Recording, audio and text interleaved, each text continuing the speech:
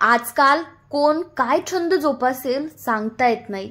शिवाय आजच्या युगात वेगवेगळ्या प्रकारचे विवाह सोहळे पार पडताना दिसून येत आहेत।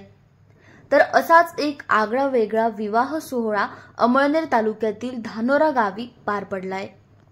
या गावातील जितेंद्र देसराज ठाकरे या युवकाच्या लग्नाला एक नव्हे दोन नव्हे तर तब्बल 30 ते 35 घोड्यांची अश्वप्रेमी असलेल्या नवरदेवाच्या लग्नात हजेरी लावल्यानं तालुक्यात हा चर्चेचा विषय बनलाय।